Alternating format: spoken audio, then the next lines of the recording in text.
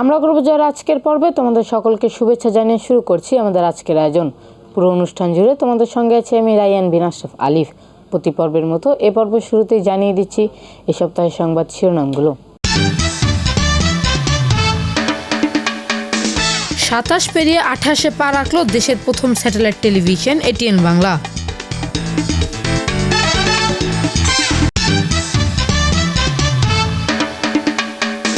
নতুন বাজেটে কমেছে শিক্ষা খাতে বরাদ্দের পরিমাণ।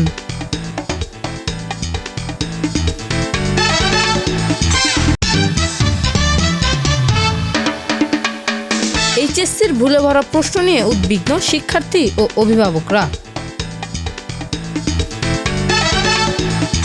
অবিরাম বাংলার মুখ স্লোগানকে ধারণ করে 27 বছর পার করলো এটিএন বাংলা। দেশের প্রথম স্যাটেলাইট টেলিভিশন পদার্পণ করলো 28 বছরে।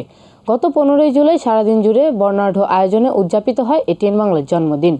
বিস্তারিত দেখুন আফরিন আক্তারের রিপোর্টে। নতুন ভোরের মতোই দীর্ঘ 27 বছর আগে এই বাংলায় আলো হয়ে আসে এটিএন বাংলা। অবিরাম বাংলার মুখ কেবল একটি স্লোগানই নয়, বাঙালির ভরসাও। বেলা গড়াতেই আসে সেই মাহেন্দ্রক্ষণ। জন্মদিনের কেক কেটে শুরু হয় বর্ণিল উদযাপন। এটিএন বাংলার প্রধান কার্যালয়ে এই আনন্দ আয়োজনের শুরু করেন জাতীয় সংসদের স্পিকার ডক্টর শিরিন শারমিন চৌধুরী ও প্রতিষ্ঠানটির চেয়ারম্যান ডক্টর মাহফুজুর রহমান সহ সকল দর্শকের হৃদয়ে এই চ্যানেল স্থান করে নিতে পেরেছে। আজকের বাংলাদেশে যে অবাধ তথ্য প্রবাহের যে সময়, দিনে দিনে এগুলো এই তথ্য প্রযুক্তির প্রসারের মাধ্যমে যে বেড়ে যাচ্ছে, তারপরেও এটিএন বাংলা তার স্থান অত্যন্ত শক্তিশালী একটা ভিতের মধ্যেই দাঁড় করিয়ে রেখেছে। এবং এর মূলে যে বিষয়টি কাজ করে সেটা হচ্ছে যে দর্শকদের এটিএন বাংলার প্রতি আস্থা, তাদের বস্তুনিষ্ঠ সংবাদ পরিবেশনের প্রতি আস্থা, সততা নিষ্ঠার সাথে এই খবরগুলো প্রচার, এই বিষয়গুলোই দর্শকদের আস্থা তৈরি করেছে। মহাকালের কাছে যে কোনো সময়ই স্বল্প, তবুও এটিএন বাংলার 28 বছরের এই পথ চলা মোটেও অল্প নয়। প্রতিষ্ঠানটির কর্ণধার ডক্টর মাহফুজুর রহমান বলেন, দুর্যোগ দুর্বিপাকে, রাজনীতির ঘূর্ণিপাকে, গণমানুষের প্রয়োজনে এটিএন বাংলা অতীতে যেভাবে দর্শকদের প্রত্যাশা পূরণ করেছে, সেই ধারাবাহিকতা ধরে রাখবে আগামীর সোনার বাংলা গড়তেও। বাংলার সংবাদ যেটা আমরা প্রচার করি, এটাকে নিরপেক্ষ একটা সংবাদ প্রচার করার চেষ্টা করে আসছি শুরু থেকে, এবং যে কারণে আমাদের এটিএন বাংলার সংবাদ সবার কাছে সমাদৃত। আমাদের এই 27 বছর পেরিয়ে আজকে 28 বছর পদার্পণ, এই দীর্ঘ পথ খুব সহজ ছিল না। শুরুতে আমাদের সঙ্গে সহযোগিতা করছিলেন ইমপ্রেস টেলিফিল্মের সাগর সাহেব। উনি যদি সেই সময় আমাদের দিকে হাত না বাড়িয়ে দিতেন, হয়তোবা আমাদের এত সহজে এই পথ চলাটা এত সহজ হতো না।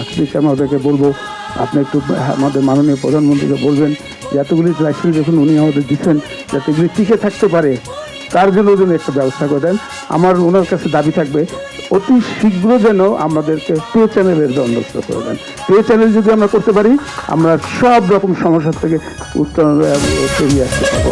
নানা চড়াই উতরাই পেরিয়ে ইতিহাসের সাক্ষী হয়ে দেশের প্রথম স্যাটেলাইট টেলিভিশনের 28 বছরে পদার্পণের ক্ষণে শুভেচ্ছা জানাতে একে একে ছুটে আসেন বিভিন্ন মন্ত্রণালয়ের মন্ত্রী প্রতিমন্ত্রীরা। বাংলাদেশ যে বদলে গেছে, সেই সমস্ত বার্তা তারা সুন্দরভাবে পৌঁছে দেবেন, এটাই আশা করি। এবং আমরা মনে করি যে এটিএন বাংলা যে সুন্দর ভূমিকা রেখে যাচ্ছেন, বস্তুনিষ্ঠ সংবাদ পরিবেশন করে এটা তা অব্যাহত রাখবে।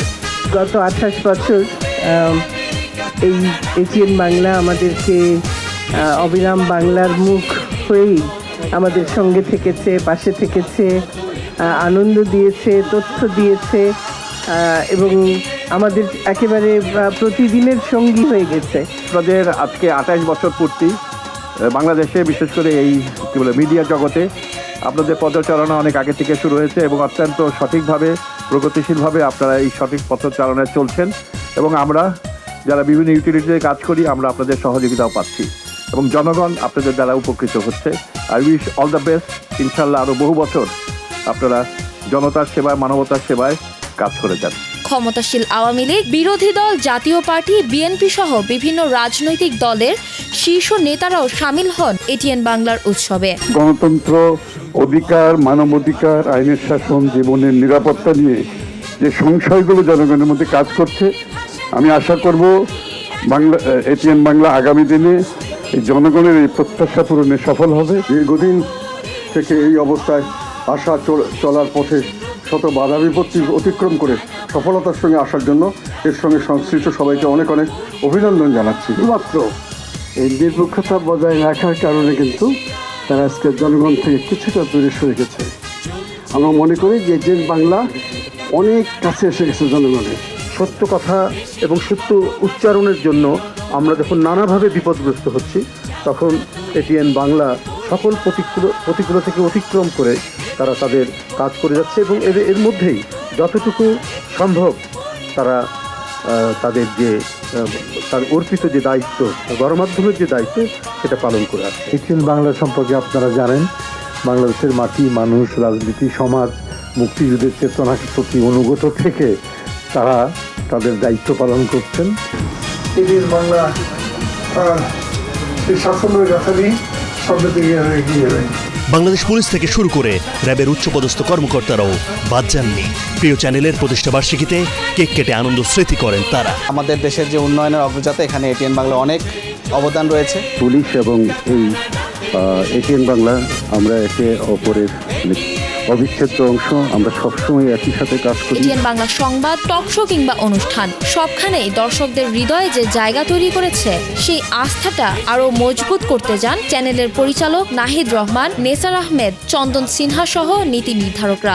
২৮ বছরের যাত্রায় আমরা আবারও আশাবাদ ব্যক্ত করতে চাই যে এটিএন বাংলা যেভাবে বস্তুনিষ্ঠ সংবাদ পরিবেশন করছে, যেভাবে সঠিক তথ্যবহুল সংবাদ পরিবেশন করছে, সেই সংবাদ পরিবেশনের ক্ষেত্রে তারা তাদের দৃঢ়তা এবং তাদের প্রত্যয় তারা অব্যাহত রাখবে। পথ দেখায় একজন, অনুসরণ করে অসংখ্যজন।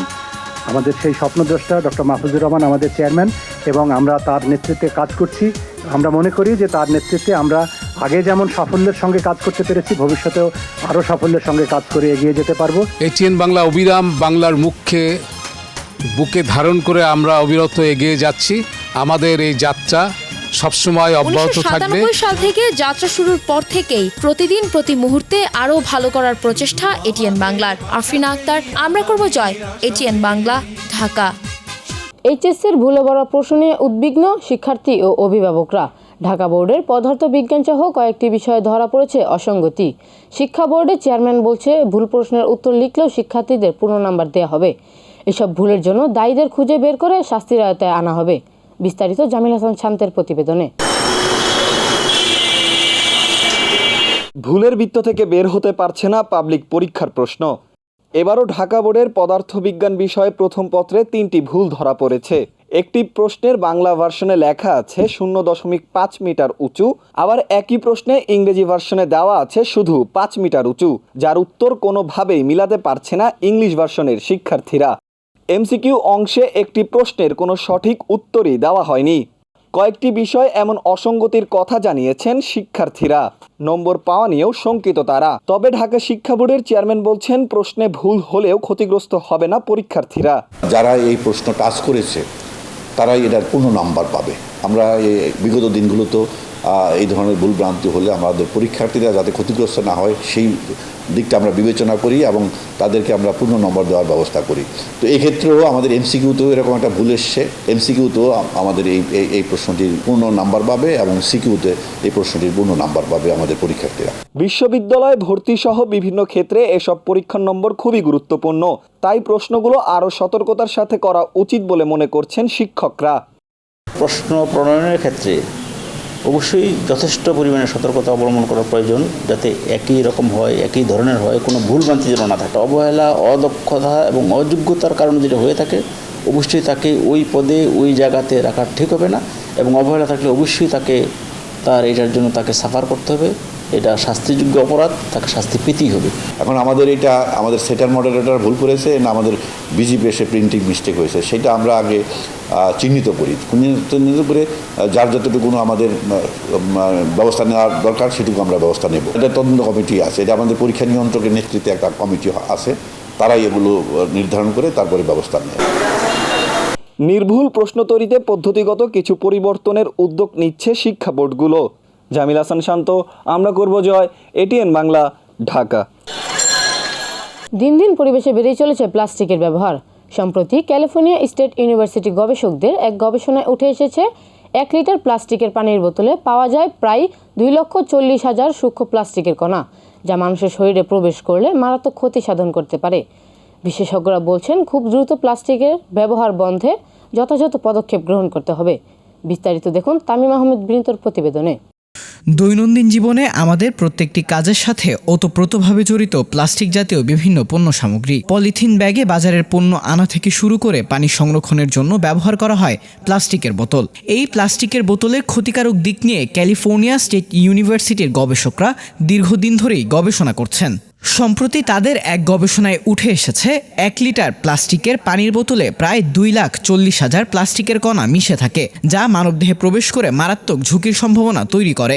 সিঙ্গেল ইউজ প্লাস্টিকের বোতলের যে পানি, আমরা মিনারেল ওয়াটারের নামে বাংলাদেশে বহুল প্রচলিত এই জিনিসটি, তো এই পানির ব্যবহার যখন আমরা করি, এই প্লাস্টিকের বোতল হওয়ার কারণে দুটি উপাদান এই প্লাস্টিকের বোতল থেকে পানিতে ট্রান্সমিট হতে পারে।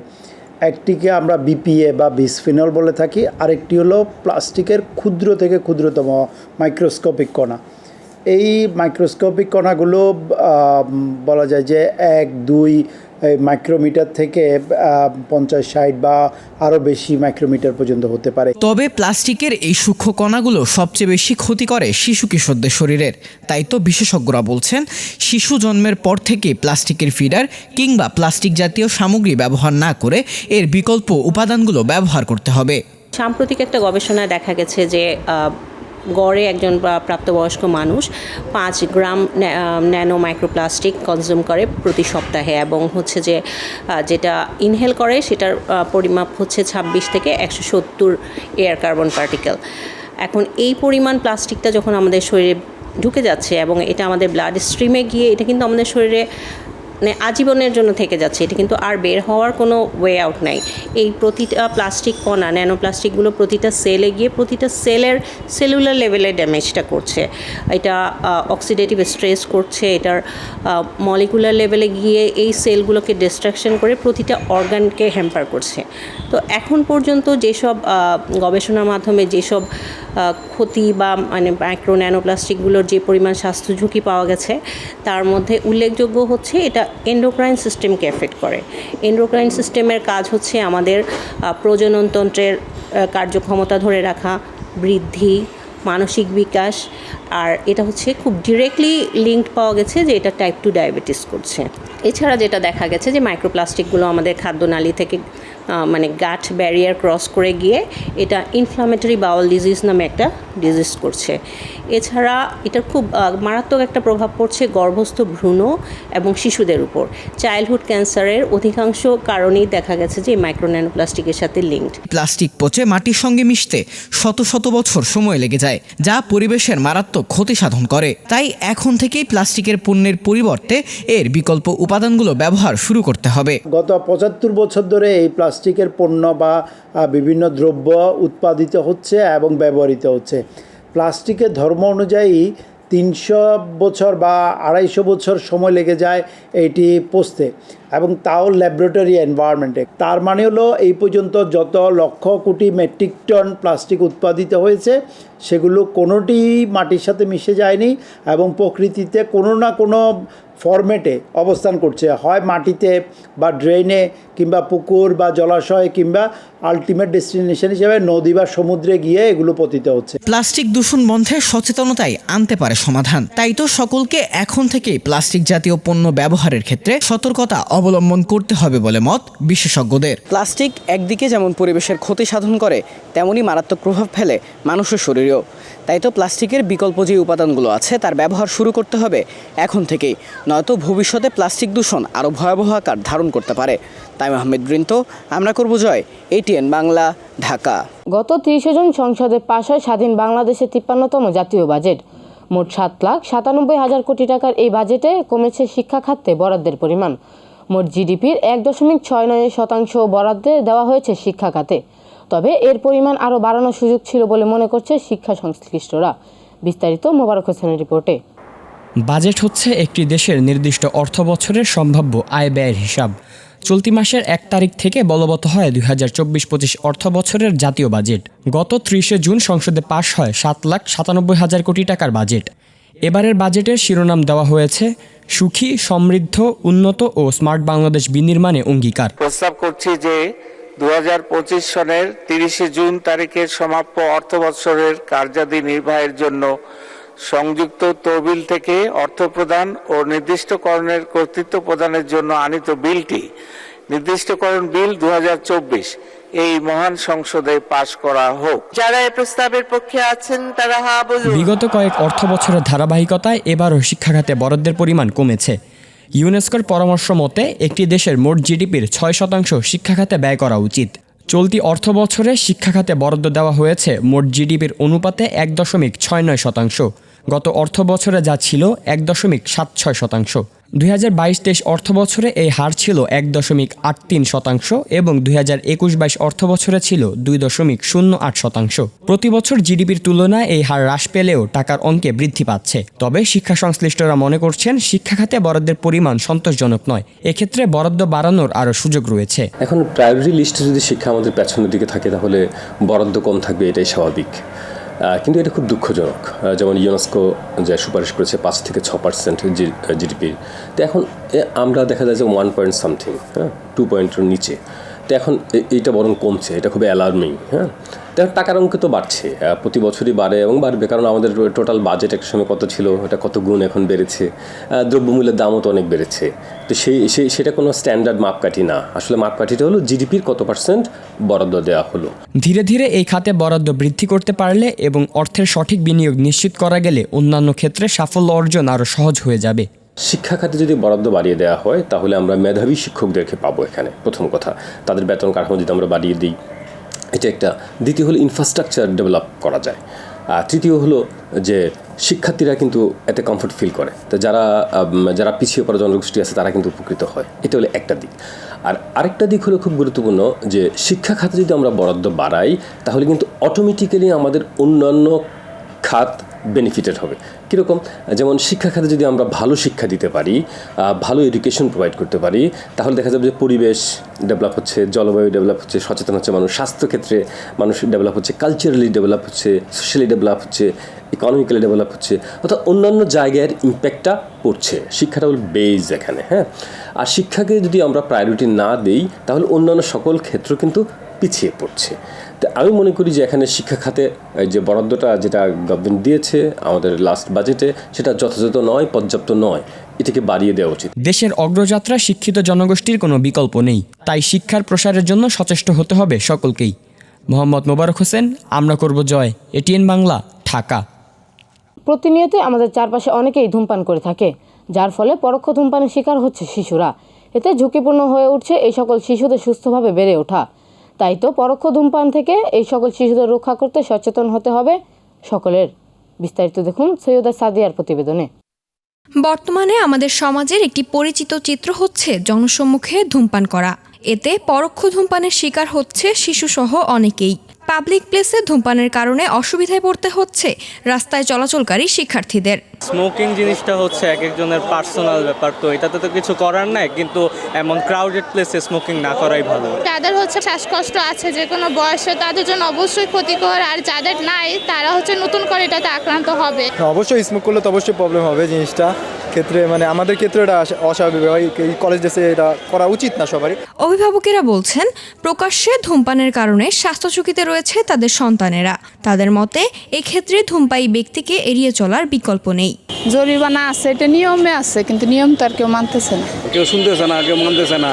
যারা এটা মানাবে তারাও তো কোনো কাজ করতেছে না। এটা তো সরকারের দিক নজর দেওয়া উচিত, কিন্তু তারা আইন করছে কিন্তু নজর দিচ্ছে না। তো এদের আমাদের বাচ্চাদের অনেক ক্ষতি হচ্ছে। পরিসংখ্যান বলছে বাংলাদেশে 92% শিশুই সেকেন্ড হ্যান্ড স্মোকিং বা পরোক্ষ ধূমপানের শিকার। চিকিৎসকেরা বলছেন পরোক্ষ ধূমপান শিশু স্বাস্থ্যের জন্য মারাত্মক ক্ষতিকর। এতে শিশুরা অ্যাজমা, হাঁপানি, শ্বাসকষ্ট সহ নানা রোগে আক্রান্ত হতে পারে। চাইল্ডহুড অ্যাজমা বা শিশু অ্যাজমা যেগুলো আছে সেগুলোর প্রাদুর্ভাব স্মোকারদের সংস্পর্শে যেসব শিশুরা থাকে তাদের বেড়ে যায়। এছাড়াও হয়তো অন্যান্য শিশুর গ্রোথ যদি খুব বেশি পরিমাণে সে এক্সপোজারে আসে তাহলে শিশুর গ্রোথ থেকে শুরু করে হৃদরোগ থেকে শুরু করে ব্রেনের ডেভেলপমেন্ট থেকে শুরু করে প্রত্যেকটা জিনিসই কিন্তু ক্ষতিগ্রস্ত হতে পারে। কেন শিশুদের হচ্ছে গ্রোয়িং এজে থাকে, তাদের গ্রোয়িং এইজের যে কোনো জিনিসই ইন্টারাক্ট হতে পারে যে কোনো কার্বন মনোক্সাইড অথবা কার্বন পার্টিকেল দিয়ে। সেক্ষেত্রে একজন প্রাপ্তবয়স্ক ধূমপায়ী যতটা না নিজে ধূমপান করলে ক্ষতি হবে, তার চেয়ে অনেক বেশি ক্ষতি হবে একজন প্রাপ্তবয়স্ক লোক যদি একটা অধূমপায়ী শিশুর সামনে ধূমপান করে। সংশ্লিষ্টরা বলছেন, শিশু মৃত্যুর সংখ্যা বৃদ্ধির পেছনেও রয়েছে পরোক্ষ ধূমপান। তাই জনসম্মুখে ধূমপানের হার কমাতে আরও পদক্ষেপ নেওয়া দরকার। সকলে সচেতন হওয়া উচিত, যারা তামাক গ্রহণ করছে তাদের, যারা গ্রহণ করছে না তাদের, সরকারের এবং আইন প্রয়োগকারী সংস্থার সবাই সম্মিলিতভাবে যদি আমরা সচেতন না হই তাহলে এই দুর্বিষহ অবস্থা, যেটা 1,60,000 লোক প্রতি বছর মারা যায়, 12 লক্ষ লোক অসুস্থ হয়, 4 লক্ষ লোক পঙ্গু হয় এই ধূমপানের কারণে, সেটা আমরা বন্ধ করতে পারবো না। তাই তো এক্ষেত্রে সরকারি সচেতনতাই নয়, বরং সকল স্তরের মানুষের সামষ্টিক উদ্যোগ প্রয়োজন। বর্তমানে দেশের বিভিন্ন স্থানে পরোক্ষ ধূমপানের শিকার হচ্ছে শিশুরা। জনসম্মুখে ধূমপান যেন স্বাভাবিক বিষয় হয়ে দাঁড়িয়েছে, যার ফলে বাধাগ্রস্ত হচ্ছে শিশুদের সুস্থ বিকাশ। সংশ্লিষ্টরা বলছেন, এই পরিস্থিতি রোধে জনসম্মুখে ধূমপানের বিরুদ্ধে সকলকে সোচ্চার হতে হবে। সৈয়দা সাদিয়া, আমরা করব জয়, এটিএন বাংলা, ঢাকা। দেখতে দেখতে শেষ হয়ে গেল আমরা করব জয়ের জন্য নির্ধারিত সময়। তোমাদের ভালো লাগা, মন্দ লাগা কিংবা পরামর্শমূলক কিছু থাকলে তোমরা আমাদের চিঠি লিখে জানাতে পারো। আমাদেরকে চিঠি লিখবার ঠিকানা: পরিচালক আমরা করব জয়, ATN Bangla multimedia production company limited, ওয়াসা ভবন, 2য় তলা, 98 কাজী নজরুল ইসলাম এভিনিউ, কারণ বাজার, ঢাকা 1215, বাংলাদেশ। এছাড়াও চাইলে তোমরা আমাদের ইমেল করতে পারো। আমাদের ইমেল অ্যাড্রেস atn.amrakorbojoy@gmail.com। বন্ধুরা, সামাজিক যোগাযোগ মাধ্যম ফেসবুকেও চাইলে তোমরা আমাদের সাথে সংযুক্ত হতে পারো।